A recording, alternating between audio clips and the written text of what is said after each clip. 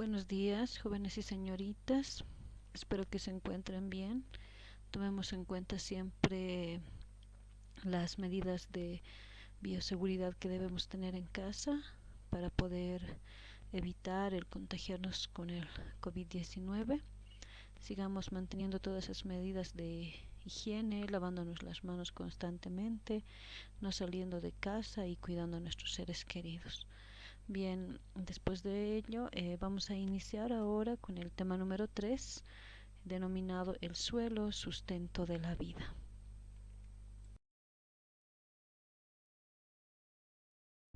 Iniciando el tema, indicamos que el suelo es una capa que presenta como características que es delgada, que es delicada y que también es extraordinaria.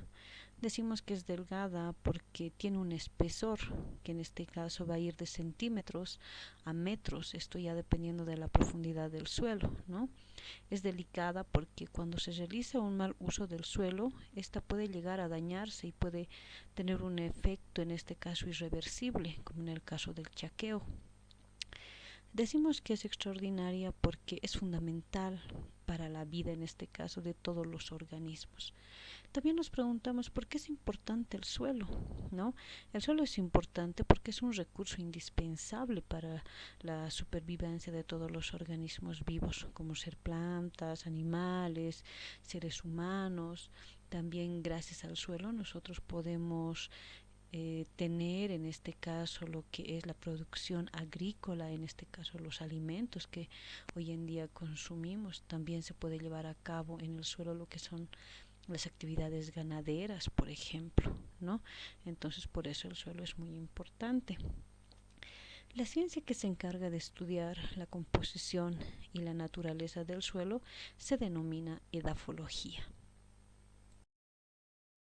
Bien, continuando con el tema, en cuanto a la composición del suelo, el suelo está conformado por fragmentos de rocas, en este caso de la roca madre, minerales, también materia orgánica, también está conformado por aire y agua, en este caso.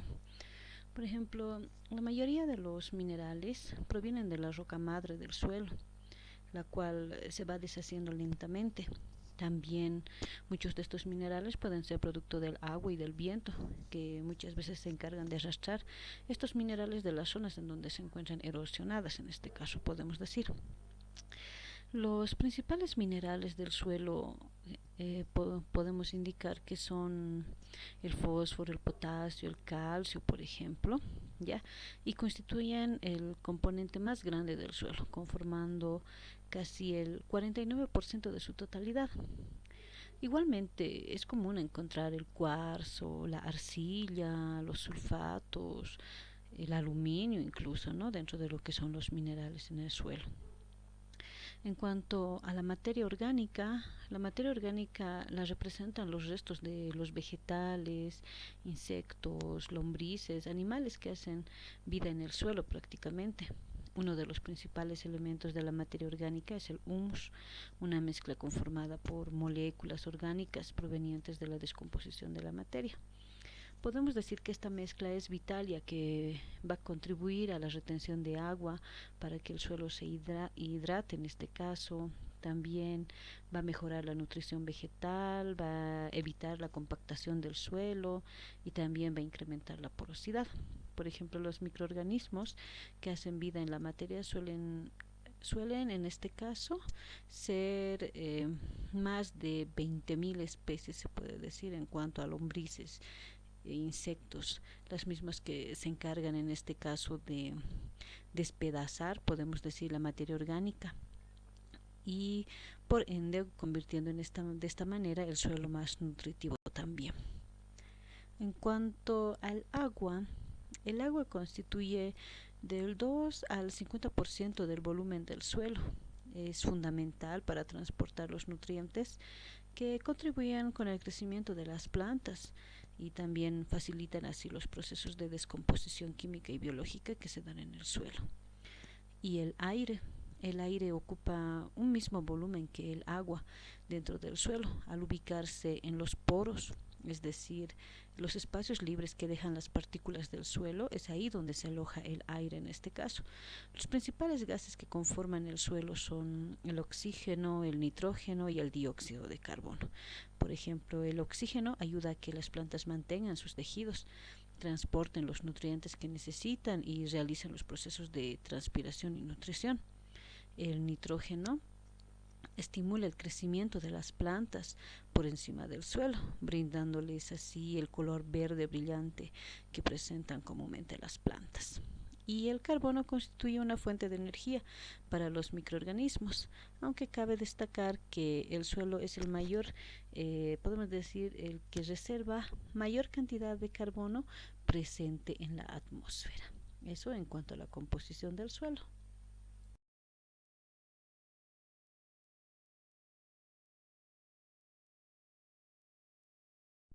Bien, en cuanto a las funciones que cumple el suelo, podemos indicar que cumple la función de producción de biomasa.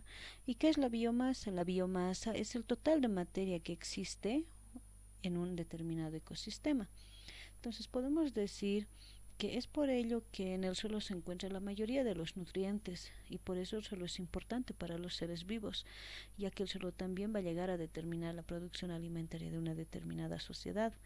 Cumple la función también de reserva de agua. Habíamos indicado anteriormente que el suelo tiene la capacidad de captar y almacenar agua, la misma que va a ser empleada por las plantas. A la vez, internamente en el suelo se puede generar pequeñas vertientes que pueden desembocar en la elaboración de lo que son los ríos, ¿no? También cumple la función de transformación de nutrientes, es decir, que el suelo participa en el ciclo de nutrientes. El ciclo de nutrientes es la transferencia que se da entre el suelo, plantas y la atmósfera. En esta transferencia se puede dar la transferencia de los elementos como ser el carbono, nitrógeno, fósforo, por ejemplo, ¿no? Entonces, por eso interviene en la transformación de nutrientes. Cumple también la función de la filtración de agua, que consiste en separar, se puede decir, el agua de sustancias tóxicas. De esta manera, convertir el agua en mucho más saludable para el uso de los seres vivos. También se encarga de la reserva de biodiversidad, es decir, que alberga una gran cantidad de organismos vivos como ser plantas. Muchos de estos organismos vivos son conocidos en la actualidad, pero también existen regiones, por ejemplo, en nuestro país, los cuales albergan a especies que no conocemos. Entonces, cumple la función de reservar la biodiversidad. También otra de las funciones que cumple es el secuestro y almacenamiento de carbono. Anteriormente ya habíamos hablado que el suelo captura una gran cantidad de carbono, en este caso, que son producidos gracias a las acciones humanas, ¿no? En este caso, colabora a la reducción del efecto invernadero. También cumple la función de soporte de las actividades humanas y fuente de materias primas. En este caso, cuando hablamos de soporte de actividades humanas, podemos decir que las estructuras construidas por el ser humano, como ser caminos, viviendas, industrias, se las realiza en el suelo. Aparte de ello, es del suelo de donde obtenemos la materia prima para poder construir estos puentes, estas viviendas y entre otros que son importantes para la misma sociedad. ¿Qué materias primas utilizamos? Las rocas, la arena, arcilla y entre otros, ¿no? Entonces, por eso cumple la función de fuente de materias primas.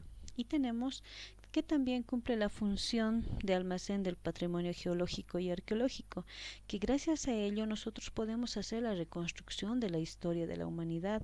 Actualmente, hoy en día se siguen encontrando fósiles, los cuales nos dan a entender que antiguamente existían diferentes organismos vivos, ¿no? Entonces, por ello es que también el suelo almacena el patrimonio geológico y arqueológico.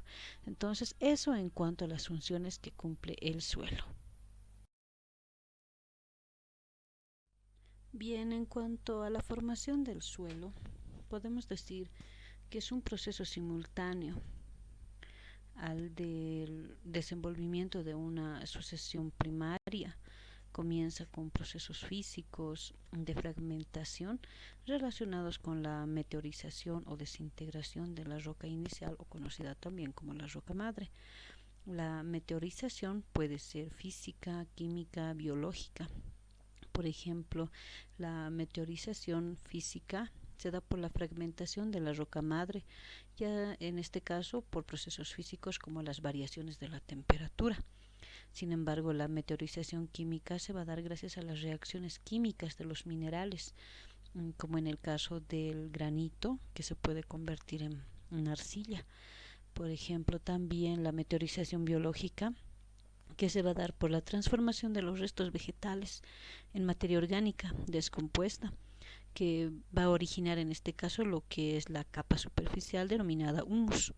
Este proceso lo realizan los organismos descomponedores, como ser bacterias y hongos.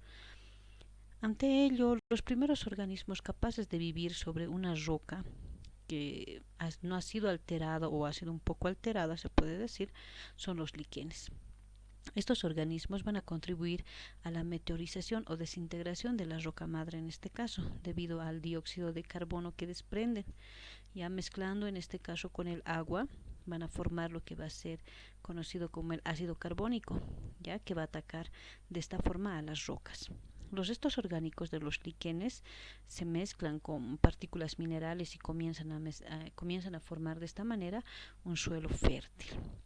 A medida que la alteración de las rocas va dándose, existen vegetales más complejos que pueden llegar a sobrevivir de esta manera, como por ejemplo los helechos. Sus restos van a contribuir en este caso, en su mayoría, a la formación de materia orgánica y formar de esta manera un suelo más propio, digámoslo de esta manera, para que diferentes organismos puedan habitar.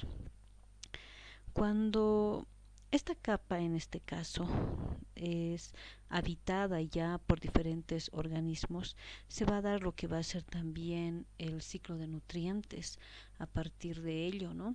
Gracias a la descomposición de los microorganismos que viven en el suelo, gracias a la descomposición de lo que son la materia orgánica como hojas, troncos y entre otros, se puede formar un suelo rico en nutrientes también. Entonces, el proceso de formación del suelo, como bien dice el término proceso, se da por diferentes factores, diferentes agentes intervienen en la formación. Y esto no tarda de un día para otro, sino tarda miles o millones de años incluso para llegar a formarse el suelo. Por eso la importancia del cuidado también y de darle un buen uso a lo que es el suelo. Bien, si nosotros realizamos una excavación profunda en el suelo, vamos a poder apreciar en este caso que el suelo está conformado por diferentes capas o estratos, como se conocen, ¿no? En el suelo normalmente distinguimos varias capas verticales, o sea, en profundidad. A estos se denominan horizontes del suelo. La sucesión de distintos horizontes se la denomina también perfil del suelo. Y los horizontes que podemos apreciar en el suelo son los siguientes. El horizonte o, en este caso, ya este horizonte se encuentra sobre la capa vegetal de la tierra y contiene en su mayoría materia orgánica que ha caído de la vegetación que la cubre, como ser hojas, troncos, ramas, aunque también incluye restos de animales e insectos. El horizonte A, en este caso, se lo conoce como capa vegetal también, ¿ya? El horizonte A está compuesto en su mayor parte de material mineral, aunque también podría incluir materia orgánica totalmente descompuesta. Es por ello que una de las características que tiene este horizonte es el color oscuro y es rica en humus en este caso. Tenemos luego el horizonte B. Se conoce a esta capa como el subsuelo también, ¿ya? Se la conoce como el horizonte de acumulación, debido que es en ahí donde el material que se filtra del horizonte A y el horizonte B se deposita. Muchos horizontes B tienen un color rojizo, café amarillento o un color tostado incluso, y por eso tiene esa característica de ser más clara en este caso. ¿Ya? Es ahí donde se penetran las raíces también y es donde se da la mayor cantidad de absorción de nutrientes también. Posteriormente tenemos el horizonte C, que está formado por fragmentos de rocas desintegradas, en este caso sin nutrientes. Es el más similar al material matriz original de los suelos, ¿ya? Sin que se produzca un cambio de color ni se forme una estructura en este caso, ¿ya? Por esa razón es que es conocida como la parte que está formada por fragmentos de rocas. Tenemos posteriormente el horizonte R, que representa una capa de roca que a veces se encuentra debajo del perfil del suelo, o conocida también este último horizonte como la roca madre.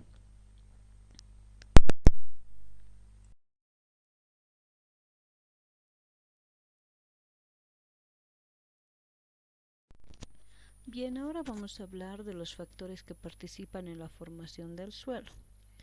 Entre los factores que van a participar en la formación del suelo, vamos a hablar primeramente de las características que presenta la roca madre, porque es a partir de ahí de donde se deriva en realidad lo que son los suelos, ¿no?